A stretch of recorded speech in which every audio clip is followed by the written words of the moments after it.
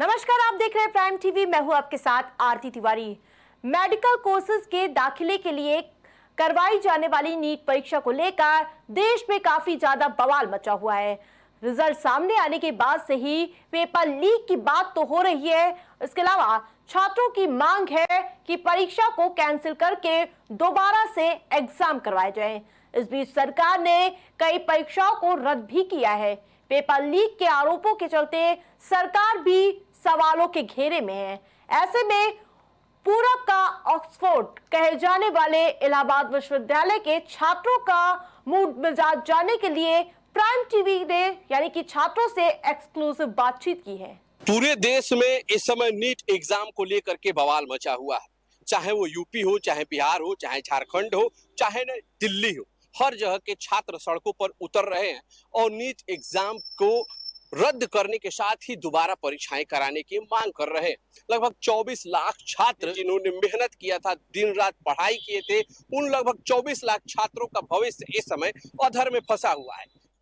शुरू में शिक्षा मंत्री धर्मेंद्र प्रधान कह रहे थे कि नीट में कोई भी धांधली नहीं हुई थी। फिर एनटीए का नाम उछला, बिहार झारखंड से जिस तरह से सबूत निकल के आए, उसके बाद उन्होंने कहा कि जांच जारी है, मामला इस समय हाई कोर्ट में है और हम इस समय हैं पूर्वांचल के ऑक्सफोर्ड कहे जाने वाले इलाहाबाद विश्वविद्यालय में, जहां के छात्रों से हम जानने की कोशिश करेंगे कि जिस तरह से परीक्षाओं में लगातार धांधली हो रही है उसको लेकर छात्र और छात्र संगठन क्या सोच रहे हैं, उनके मनों में क्या चल रहा है। जो लगातार मेहनत कर रहे हैं, पढ़ाई कर रहे हैं, इतनी गर्मी के बावजूद अपने घरों को नहीं जा रहे हैं, एक छोटे से कमरे में बैठ करके पढ़ाई करते हैं और जब रिजल्ट आता है तो पता चलता है कि उस परीक्षा में धांधली हो गई है। कुछ छात्र हमारे पास हैं, उनसे हम बात करेंगे, जानने की कोशिश करेंगे कि आखिर नीट एग्जाम जो हुआ है उसको लेकर के इलाहाबाद विश्वविद्यालय का छात्र क्या सोच रहा है। जिस हिसाब से हम लोग देख रहे हैं कि लगातार एनटीए द्वारा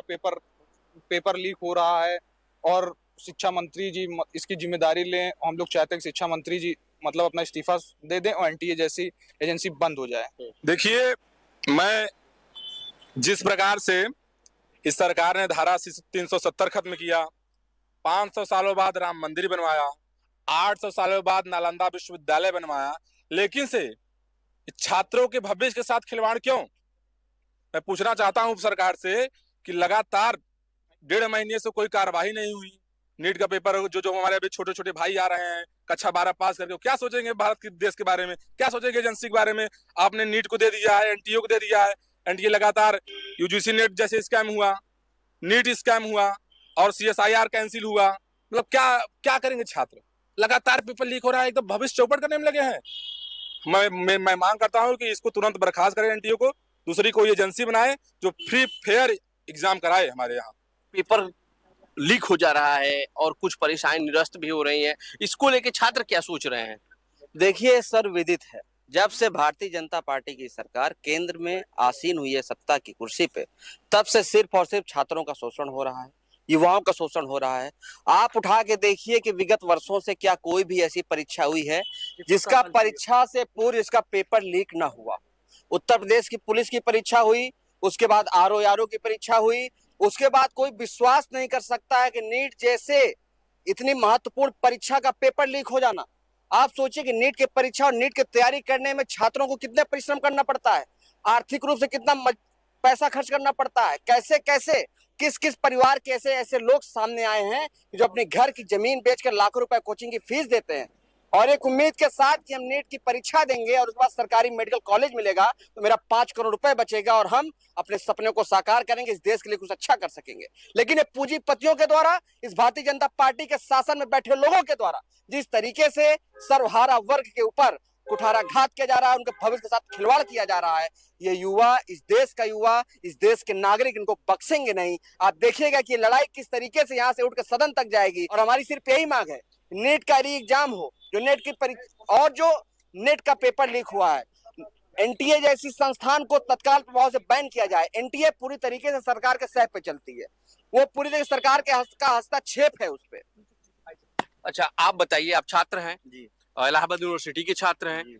जिस तरह से परीक्षाएं लगातार कहा जाता है कि परीक्षा का पेपर लीक नहीं होगा और लीक हो जा रहा है, पुलिस का पेपर निरस्त हो गया, यूजीसी का पेपर निरस्त हो गया। और इस समय देखिए छात्र हम दिखाना चाहेंगे, सहयोगी चाहेंगे दिखाएं कि किस तरह से इलाहाबाद विश्वविद्यालय के ये छात्र नीट परीक्षा 2024 रद्द हो, आइसा के ये छात्र हैं और अन्य छात्र हैं जो इस तरह के तख्तियां लेकर के लगातार इलाहाबाद में प्रदर्शन कर रहे हैं। तो आप लोग किस तरह से इस विरोध प्रदर्शन को कर रहे हैं और क्या सरकार से मांग कर रहे हैं?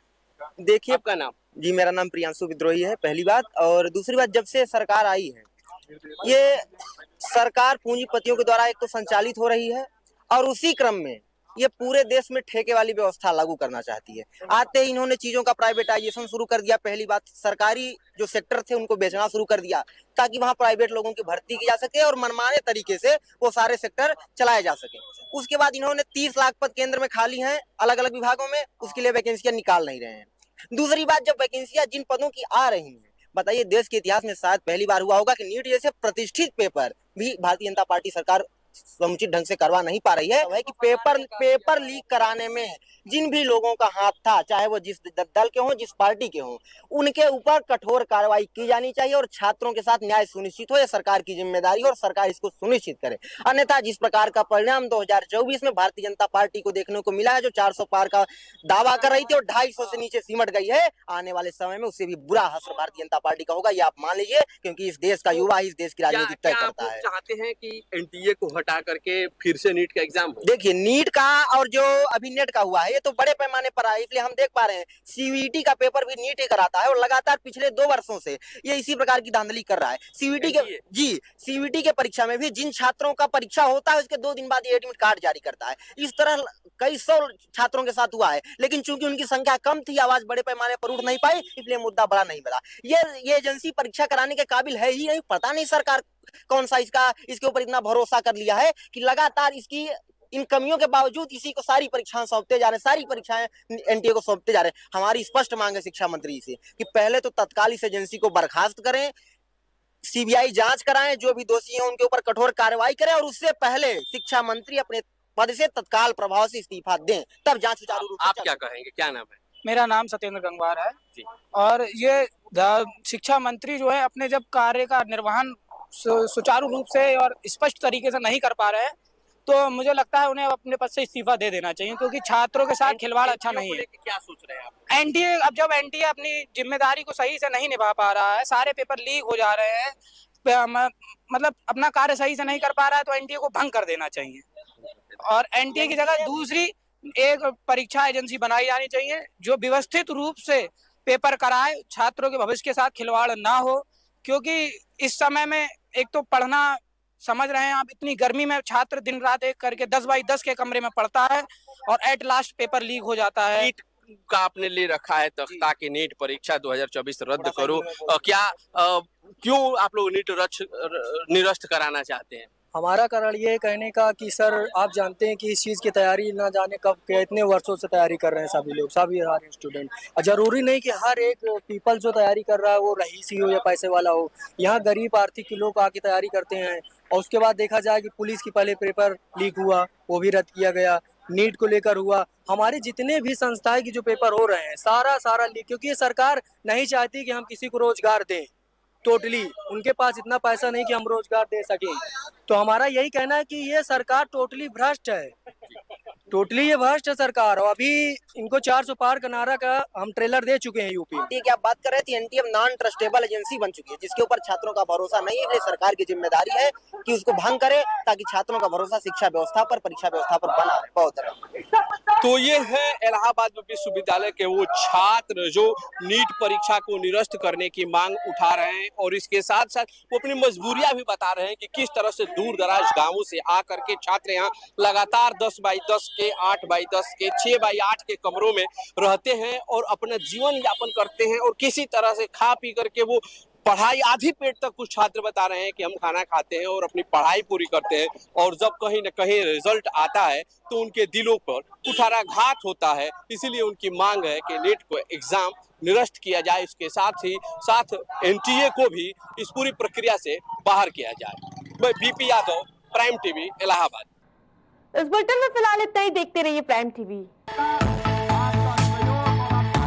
कुछ भाव पुष्प। आप देख रहे हैं प्राइम टीवी। सच, साहस, सरोकार। बच्चों के उज्जवल भविष्य के लिए चुने आदर्श जनता विद्यालय, गोला कस्ता रोड, उमरपुर, लखीमपुर खीरी। एडमिशन के लिए आज ही संपर्क करें। Cosmo laser dental clinic and dental implant centre, जो देता है आपको वर्ल्ड क्लास की बेहतरीन डेंटल सुविधाएं। पता प्रथम तल, Vrindavan tower, opposite hotel JK palace, civil lines, Prayagraj, Uttar Pradesh. संपर्क करें 3938822172। गुड़गांव के टॉप ब्यूटी सैलून में से एक about you nails and beauty salon and academy, जहां मिलता है आपको नेल एक्सटेंशन जैसे सभी तरह की कॉस्मेटिक सेवाएं। पता 17 basement Huda market, sector 40, Gurgaon. संपर्क करें 9555299960। वॉलपेपर की बेहतरीन डिजाइन के साथ इंटीरियर और एक्सटीरियर के कार्यों का बेहतरीन अनुभव। Kesarwani paints and hardware. पता जवाहरलाल नेहरू रोड, निकट Parvati hospital, Prayagraj. Medico hospital and super speciality centre, जहां होता है स्पेशलिस्ट डॉक्टरों की निगरानी में बेहतर इलाज। संपर्क करें 9455270200। पता नए हाईकोर्ट के सामने, स्माइल